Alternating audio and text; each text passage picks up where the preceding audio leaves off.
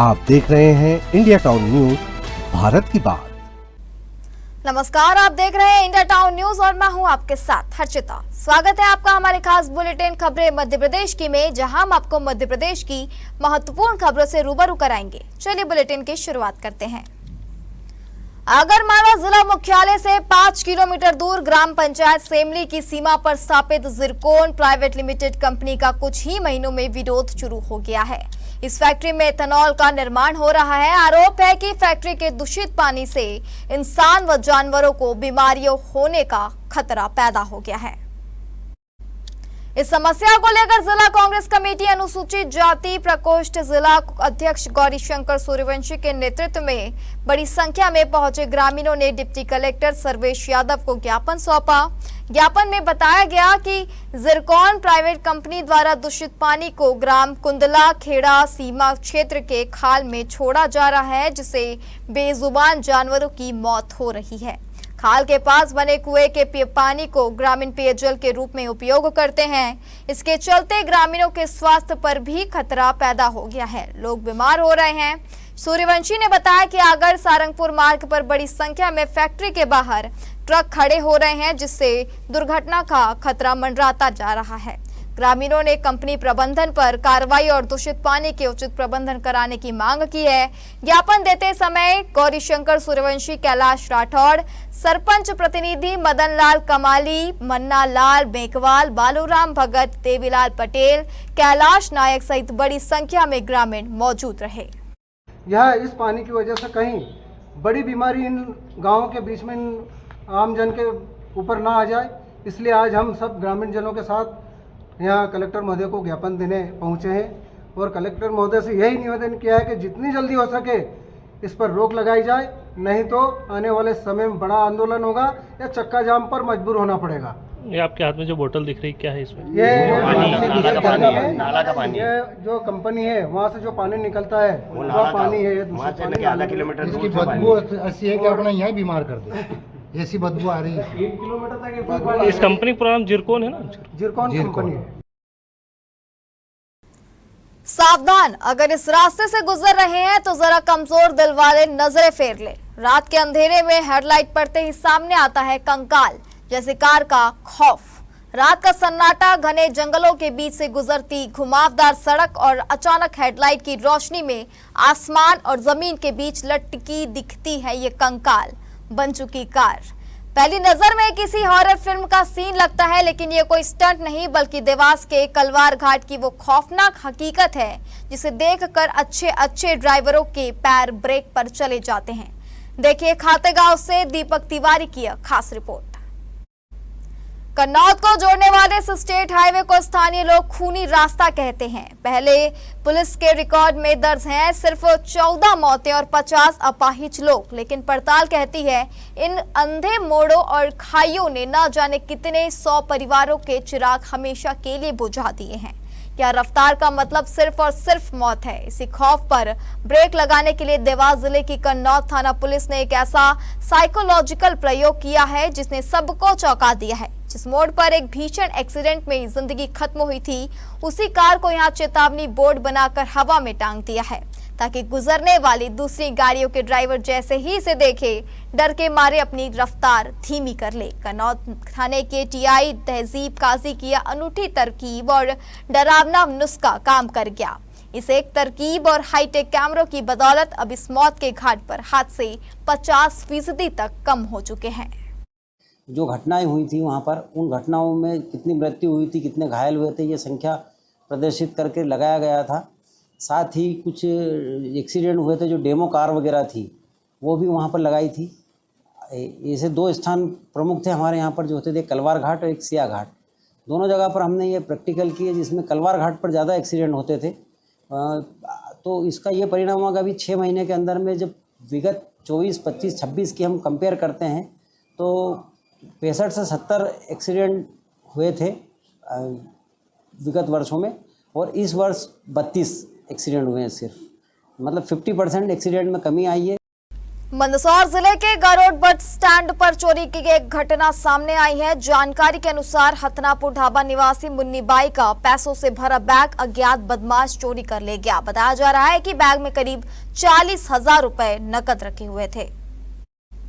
घटना के बाद महिला ने काफी तलाश की, लेकिन बैग का कोई पता नहीं चल सका। इसके बाद मुन्नी बाई ने गरोड थाने पहुंचकर मामले की शिकायत दर्ज कराई। पुलिस ने महिला की शिकायत के आधार पर मामले की जांच शुरू कर दी है। आसपास लगे सीसीटीवी कैमरों के फुटेज भी खंगाले जा रहे हैं ताकि बैग चोरी करने वाले आरोपी की पहचान कर उसे जल्द गिरफ्तार किया जा सके। नीट पेपर लीक के विरोध में दिल्ली के जंतर मंतर पर चल रहे धरना प्रदर्शन से प्रेरित होकर सनावद में नीट के विद्यार्थियों ने कांग्रेस के साथ मिलकर ट्रायंगल चौराहे से रैली निकाली और विरोध प्रदर्शन किया। रैली जवाहर मार्ग से मुटक्का चौराहा होती हुई बस स्टैंड पहुंची, जहां जमकर नारेबाजी करते हुए राष्ट्रपति के नाम ज्ञापन नायब तहसीलदार संतोष कुशवाहा को सौंपा गया। प्रोटेस्ट में शामिल छात्र मोहित वर्मा ने बताया कि भारतीय जनता पार्टी की केंद्र सरकार विद्यार्थियों की मांगों को लेकर चुप्पी साधे हुए हैं। 22 दिन से समाज सेवी सोनम वांगचुक भूख हड़ताल कर रहे हैं, परंतु सरकार विद्यार्थियों की मांगों को नहीं मान रही है और न ही शिक्षा मंत्री धर्मेंद्र प्रधान का इस्तीफा ले रही है। 10 सालों में 130 पेपर लीक के मामले सामने आए हैं। हताशा में कई विद्यार्थी आत्महत्या कर चुके हैं, फिर भी सरकार नहीं पसीज रही। विद्यार्थियों ने मोदी सरकार और धर्मेंद्र प्रधान के खिलाफ जमकर नारेबाजी की। इस दौरान बंटी पटेल, आशीष चौधरी, आफ्ताब हिलाल, शानू कुरैशी शाहिद अनेक विद्यार्थी मौजूद रहे।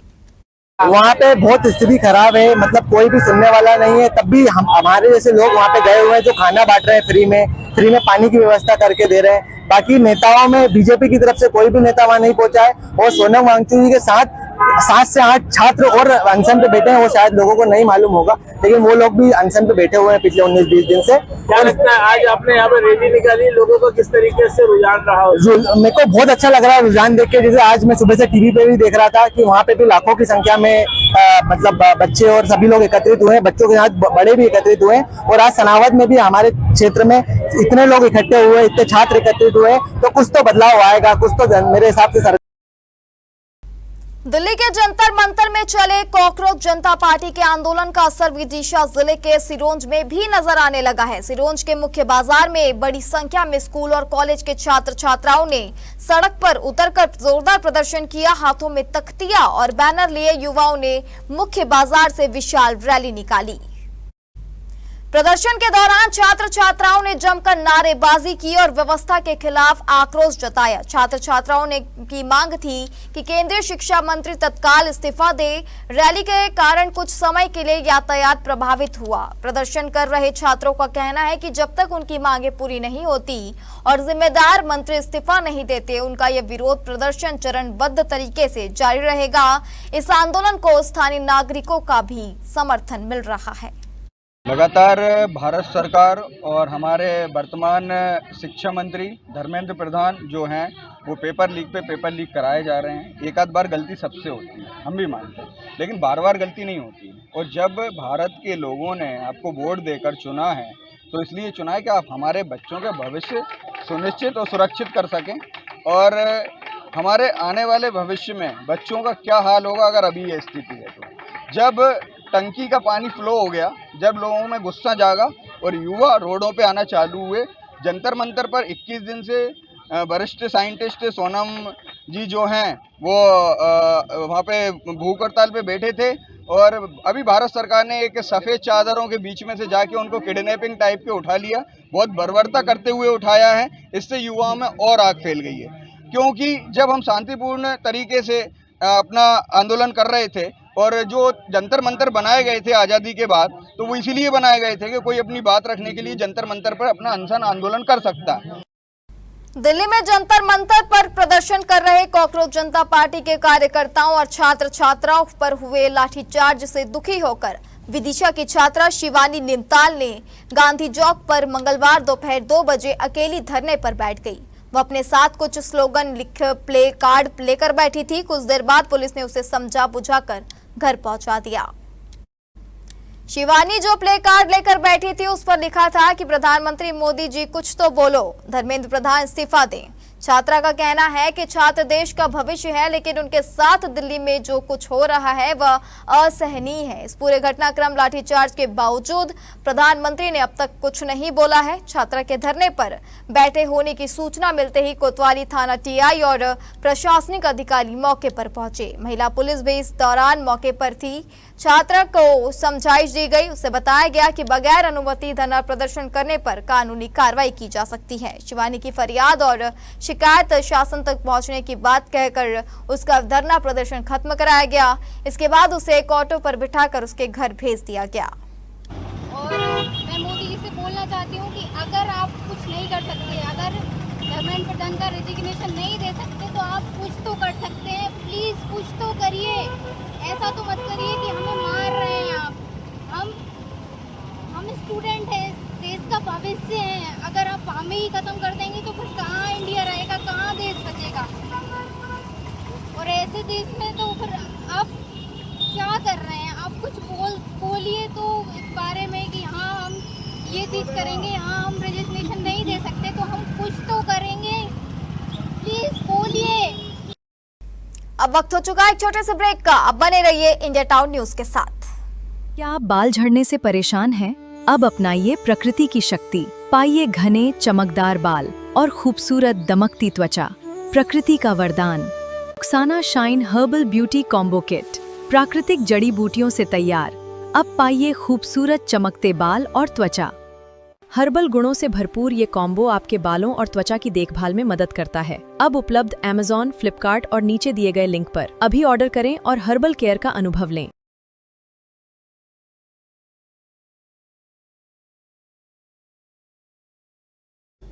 विदिशा जिले की लटेरी तहसील अंतर्गत बैरागढ़ ग्राम पंचायत में टाइम नदी पर डैम और तालाब बनाया जा रहा है, जिसके डूब क्षेत्र में नैनागढ़, रामगढ़, दबपन अन्य गांव आ रहे हैं। शासन द्वारा डूब प्रभावितों को नजदीक की एक खाली जगह पर बसाने का प्रस्ताव दिया गया है, जो दो तरफ से जंगलों से घिरा है, जबकि दूसरी तरफ नाला और नदी है।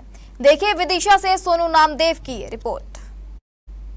प्रभावित ग्रामीणों का कहना है कि जहां उन्हें बसाने के लिए कॉलोनी बनाई जा रही है, वहां आवाजाही का कोई रास्ता नहीं है। स्कूल, आंगनबाड़ी, स्वास्थ्य सुविधा और अन्य सुविधाएं भी यहां नहीं है। रोजगार के लिए भी कोई साधन नहीं है। लोगों का कहना है कि उन्हें किसी शहरी आबादी के पास बसा दिया जाए, जिससे वह रोजगार कर सके, पढ़ाई, इलाज आदि की व्यवस्था सुचारू हो सके। इस समस्या को लेकर वे एसडीएम और कलेक्टर के पास भी अपनी गुहार लगा चुके हैं, लेकिन हालात नहीं सुधर रहे हैं। परेशानी सब परेशानी है सर। जहाँ कुटी दे रहे, मकान बनवा रहे, जो जगह में नहीं, हमारे पूरे बाल बच्चे जहाँ क्या खा कमा के। नाले है, गैस पे जंगल है। और जो समस्या है सर के जो मतलब फालतू जो बेकार जगह दी जा रही है हमें, जहाँ आप कहीं भी और अंत बसा दो हमें। कलेक्टर साहब को, एसडीएम साहब को हमने आवेदन भी दे दिया, लेकिन वो हमारी कोई सुनवाई नहीं है। वो हमें वहीं जंगल के पास में ही दे रहे। अगल बगल जंगल है सर, पत्थर खाएंगे, क्या खाएंगे, रास्ता भी नहीं है। नहीं, यहाँ पर स्कूल ही नहीं है, कहाँ से जाएं? कौन सी पंचायत है? धीरगढ़। वहाँ से यहाँ गांव तक आने जाने का मार्ग कैसा है? यहाँ रास्ता ही नहीं है। डूब क्षेत्र में जमीन जा रही है, हमारी मकान जा रहे हैं। टेम नदी का डैम बन रहा है। हमारी पंचायत में 4 गांव जा रहे हैं डूब में।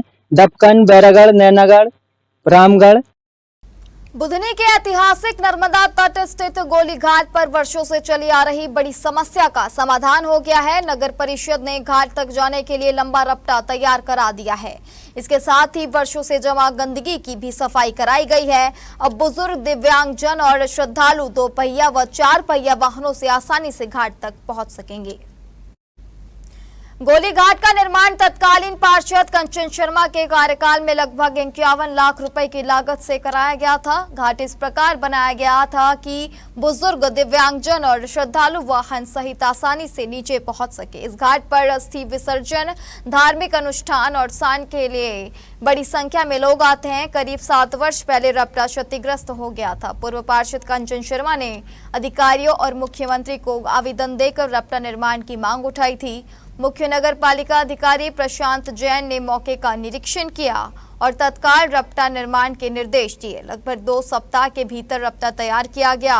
साथ ही घाट पर वर्षों से जमा गंदगी की भी सफाई भी करा दी गई और जिससे घाट का स्वरूप भी निखर गया है। हाँ भैया, लेकिन काफी समय से देख रहे हैं यहाँ की व्यवस्था बहुत बेकार चल रही है। पूरा पानी जो है सीवेज का यहाँ से नीचे से बहता हुआ जा रहा है और यहाँ अभी क्या है कि ये पूरा तोड़ दिया था और पूरा तोड़ने के कारण लोग इतने परेशान हैं कि यहाँ से आने जाने वालों को इतनी असुविधा हो रही है। कई लोग तो यहाँ पर स्लिप होकर गिर चुके हैं। लेकिन अभी ये बनवाया है, जिन्होंने बनवाया है बहुत अच्छा कार्य किया है, हम उनको दिल से धन्यवाद देते हैं और बहुत अच्छे काम जो भी कर रहे हैं। और हमारे आगे भी यही उम्मीद है कि ऐसा कार्य सबको करना चाहिए। लेकिन हमारे यहाँ प्रतिनिधि कैसे हैं हमको ये तो नहीं मालूम, लेकिन अभी जिनने भी करवाया है उनका बहुत। बुरहानपुर जिले के मोहम्मदपुरा स्थित प्रसिद्ध रेणुका झील के पास जमीन के एक टुकड़े को लेकर 2 पक्षों के बीच विवाद लगातार गहराता जा रहा है। मामले में पीड़ित पक्ष ने पुलिस की शरण ली है और न्याय की गुहार लगाई है। पुलिस मामले की जांच कर रही है। बुरहानपुर जिले के ग्राम मोहम्मदपुरा में स्थित 1000 वर्ग फीट का एक प्लॉट रवि सेंगर द्वारा दूसरे पक्ष से खरीदा गया था। वर्तमान में यह जमीन सरकारी रिकॉर्ड में रवि सेंगर के नाम पर दर्ज है। मौके पर भी रवि सेंगर का ही भौतिक कब्जा है। रवि सेंगर का आरोप है कि दूसरा पक्ष लगातार उन्हें परेशान कर रहा है। दूसरे पक्ष के लोग उन्हें जान से मारने व देख लेने की धमकियां दे रहे हैं, निर्माण या सुरक्षा सामग्री को नुकसान पहुंचा रहे हैं और अभद्र व गंदी गालियां देते हैं। इस मानसिक प्रताड़ना से तंग आकर रवि सेंगर ने पुलिस थाने से शिकायत दर्ज कराई है।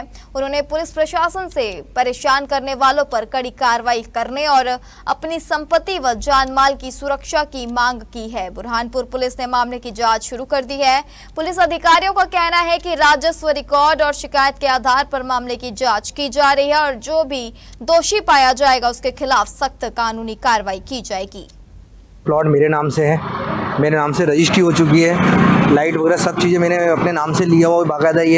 ये जो अर्पण नौगरे नाम का बंदा है, ये बार बार मुझे परेशान कर रहा है, प्रताड़ित कर रहा है, फ़ोन करके गाली गुच्छा कर रहा है। इसके पहले भी इसने खम्मा टेढ़ा मेरा करा था। जब मैंने शिकायत करी, बाकायदा मैंने लिखित में मैंने शिकायत दी थाने के अंदर।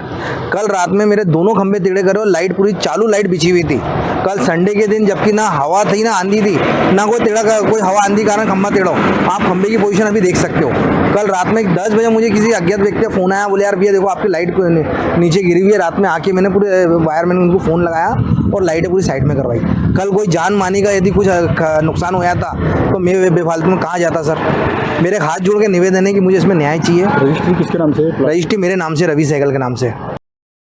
छतरपुर जिले के बिजावर विकासखंड की ग्राम पंचायत पतरा का शासकीय स्कूल इन दिनों अतिक्रमण की चपेट में आ गया है। यहां गांव के कुछ दबंग यादव परिवारों द्वारा स्कूल परिसर में गोबर के बड़े बड़े पहाड़ बना दिए जा रहे हैं और विद्यालय परिसर की भूमि पर बाड़ लगाकर जमीन भी हथिया ली गई है। बरसात के इस मौसम में यहां के बच्चों और शिक्षकों को कीचड़ एवं गंदगी के बीच अध्ययन अध्यापन करना पड़ रहा है।